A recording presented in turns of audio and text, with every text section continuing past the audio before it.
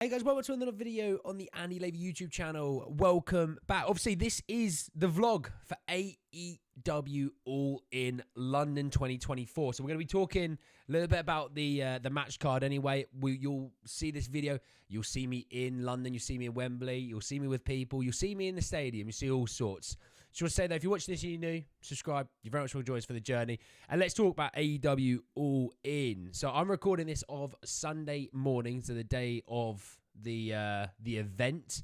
And look, it's a ridiculously big lineup, including dark shows. You've got 1, 2, 3, 4, 5, 6, 7, 8, 9, 10 matches. Quite a lot on the bill. There's supposedly going to be some surprise shocks. No doubt Ricochet will probably show up from somewhere. But I'm looking forward to it. I'm going to go through the matches. I'm going to put my predictions of who I think is going to win. If I'm honest, I'll probably get 0 out of 10. But you know what? That's it. We're all here for vibes. So on the Dark Show, or the Zero, pre-hour show, whatever you might want to call it, Chris Statlander and Stokely Hathaway versus Willow Nightingale and Tomohiro Ishii. If I'm going to be honest, I'm going to go for Stokely Hathaway's team and Chris Statlander. Just think the heels get something out of this. Obviously, he plays a part into the next match. And then you've got the AEW World Trios Championship. You've got the Patriarchy versus the Bang Bang Gang, House of Black, and to be decided. But they said, obviously, that is Pac, Claudio Castagnoli, and We Like You Are. For me in this one, I just got a feeling like Bang Bang Gang are going to win this. No real idea. I don't see any way this goes. The Patriarchy, I think, would probably be a safe bet. Obviously, with the form they've been in. But Bang Bang Gang's where I'm going with that one. Chris Jericho versus Hook for the FTW Championship. If Hook loses, he cannot challenge Jericho for the title again. I please, for the love of God, hope that Hook wins this. I really do. I really, really do. That guy, not the best used, in my opinion, in AEW for a little while. And this whole thing with Jericho, I think, is doing nothing to elevate Hook. So I'm going to hope the Hook wins. Jack Perry versus Darby Allin for the AEW TNT Championship, which is in a coffin match. I don't know where to go with this one with Darby Allin and Jack Perry. Obviously, Jack Perry's obviously got the new title in. You'll see on the screen. I'll put all the pictures up anyway when we're talking about this. But with Darby Allin, obviously, having a title shot coming up so soon for the AEW World Championship, I feel like shenanigans maybe gets involved in here. Maybe the Young Bucks get involved. Something like that. But I think Jack Perry's going to win that. I don't know why. I don't know why. I just think he will. Just because I think the new title's come out, which I don't actually mind the new title, by the way. It's a bit odd to start off with, but I don't actually mind it. The Casino Gauntlet contestants, you've got Orange Cassidy, Hangman Page, Kyle O'Reilly, and Mark Briscoe are confirmed. Orange Cassidy will enter in at number 1. The match can end by pinfall submission before all participants can be entered. For me, I think it's going to be Hangman, but you put Jeff Jarrett in there. I really hope that when I come to watch this, that Jeff Jarrett gets involved in here. The momentum behind JEFF at the moment is serious. It's not to say that I want him to win it, but I wouldn't even mind it if someone else was to win it and Hangman gets costed it by Jeff. Maybe Hangman puts Jeff out, pins him, whatever. Jeff costs him. So like with a little cheeky guitar shot. That's what I could kind of be on board with. And then obviously you got All In, you got All Out in a few weeks.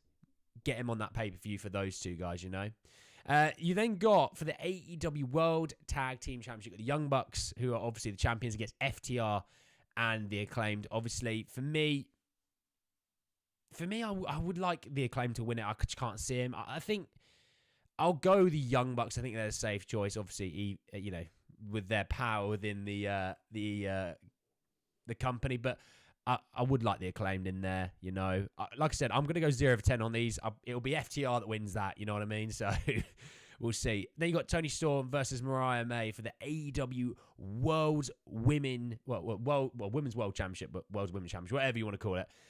This has been one of the better feuds AEW have had for a little while. There's genuine heat here. Obviously, it's gotten a bit gory over the last few weeks, but this has been one of the better feuds. Obviously, Tony Storm, I think probably you could sit there and say, maybe for the last 6 months has been AEW's maybe biggest star, in my opinion. The persona that she's rocking at the moment, the matches she's putting on, I think she's AEW's best star. I don't think AEW have pushed Swerve all that well, in my opinion. I think she's been fantastic, but I can see Mariah May winning that. I genuinely can. It would just take Mariah May up that level. You create another massive main eventer. Moving on to the MJF Will Ospreay match for the AEW American Championship. For me, I think you're going to give it to Will Ospreay. They created this championship purely to get rid of it. That sounds bad, but what I mean by that is they created this championship really to wind up the British fans leading into All In, then for Will Ospreay to win. Obviously, they had a match not long ago. They did have the Iron Man match where MJF snuck it with only a few seconds left. It'd be interesting to see how they outdo it this time. I'm sure there's going to be some crazy spots. But yeah, I think Ospreay takes it home in front of the home fans. I think he wins it, bruv.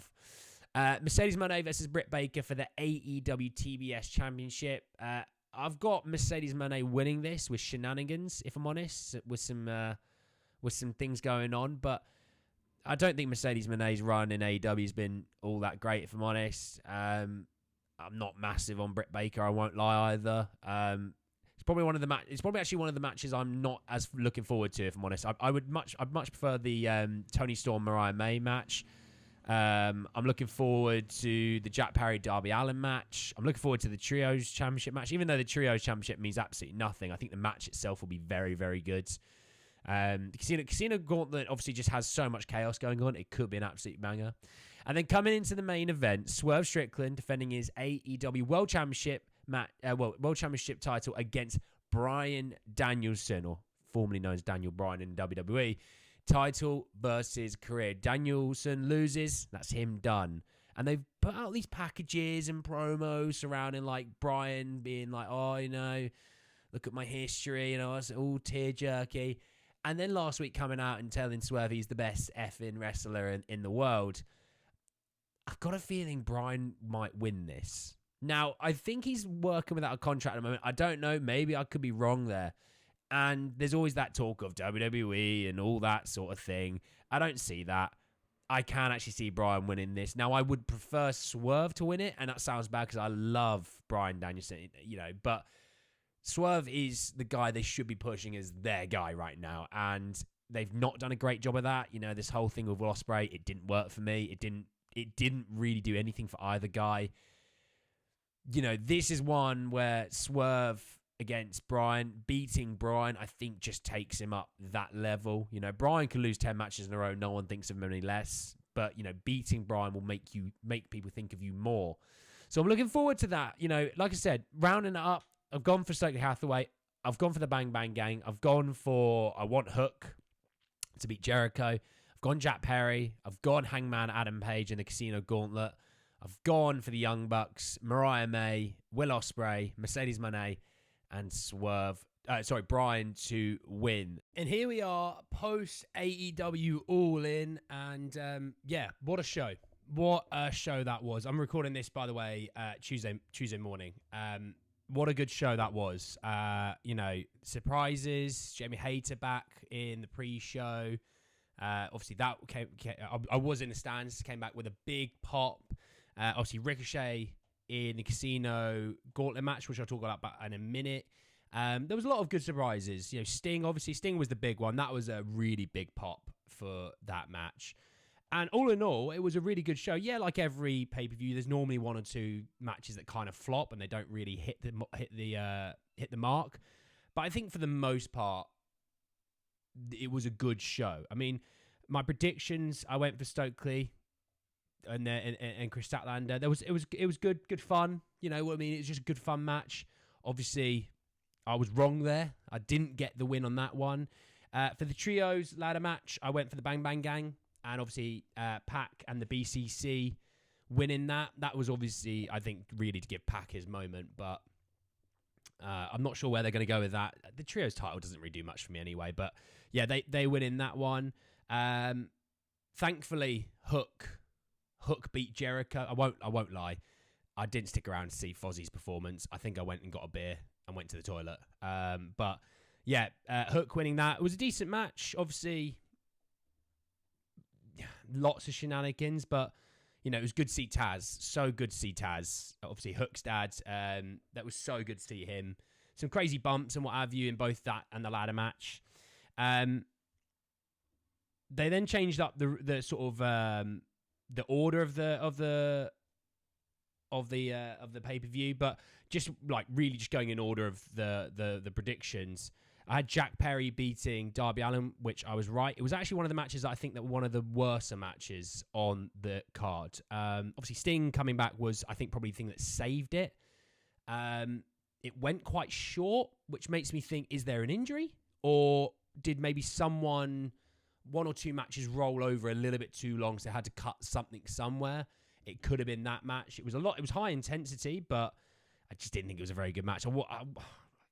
After Darby, obviously dived into the coffin, it was quite an anticlimactic finish to it all. Sting coming out obviously saved it, but before Sting doing it, the Gasoline, the Young Bucks did nothing for me personally. I then picked Hangman to win the Casino gauntlet match. Obviously he didn't, but my guy JEFFJARRETT coming out was great. I was so happy to see Jeff come out in that, hitting obviously the guitar shot as well. I was thrilled. I didn't need Jeff to win it. I just needed him to show out and show up, and he did. He did that exactly. And obviously Ricochet coming back in that, for me, obviously it was really good. Obviously good pop, and everyone was really happy to see him.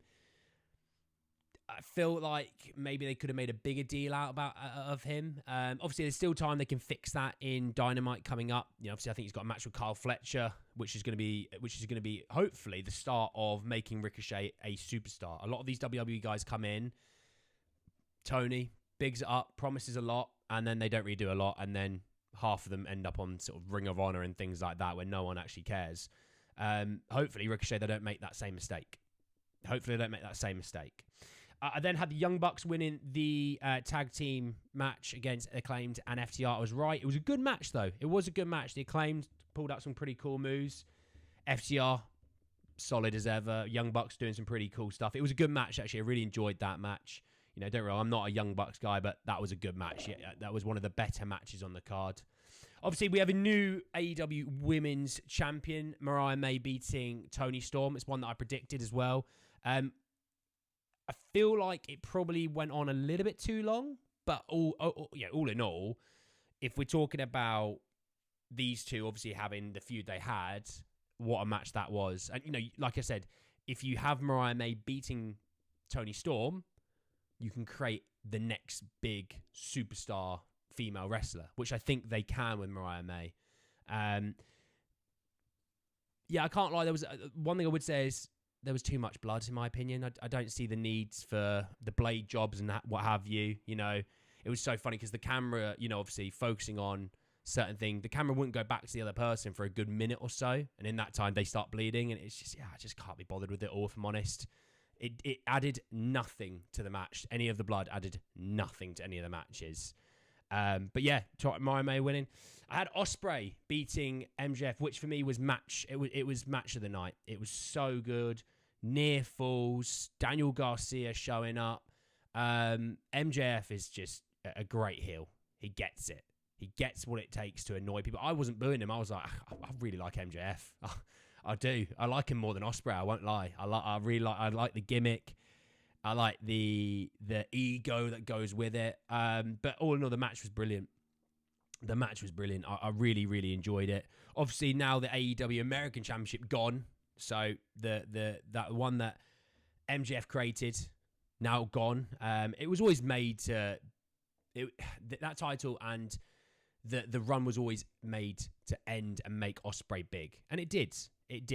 I then had Mercedes Moné over Britt Baker. For me, I'd probably say actually it was maybe the worst match of the night. There was no atmosphere for the match. I think obviously following Ospreay and MJF, it's not going to be easy when it was such a good match, but there was no atmosphere. It looked like, obviously two good wrestlers, and another night they could put on an absolute barn burner. But the match itself just didn't have any real flow. It looked like they didn't have chemistry in the match for some reason. It just, I didn't enjoy it personally. Wasn't a match for me, but Mercedes winning that. And then in the main event, Swerve, Bryan Danielson, title versus career. What a match. So many near falls. So many great sells, but so many things going on in that match. I really enjoyed that whole match, for a while, I just couldn't see where it was going. And, the more that Bryan Danielson kicked out of big moves, the more I thought, he is going over. Bryan's winning this. And I did pick Bryan to win that match, and I was so happy that he did. When he came out to the final countdown, everyone was singing it. It was such a good atmosphere. What a match that was. It was a great match. Obviously, Swerve, I obviously wanted that title run to go on a bit longer. But Hangman getting involved, I think that sets up Swerve's next feud. Hangman, Swerve, going again. No harm in that. It's going to be an absolute banger. For Bryan, I don't know where the next challenger lays. Obviously, Darby Allin's got that title shot, so I guess you could kind of go there. But I think with Bryan, such an amazing wrestler, one of the best wrestlers the game has had for a long time. Good title run. I know he's not obviously got a long time left on like a full-time basis, but putting the title on him, having him defend it quite frequently for a few months, dropping it to someone to make them the next big star, it's not always the worst idea. And you could even go back to Swerve winning it back from him in a few months' time. Having a feud with Hangman, letting Bryan Danielson beat, a few good people, building them up with great matches, and then Swerve winning it back. That could be the play. It was a shame it was title versus career. If it was just a title match, I think Swerve wins, and maybe then you have another pay-per-view a month or two down the line, and then Bryan wins it.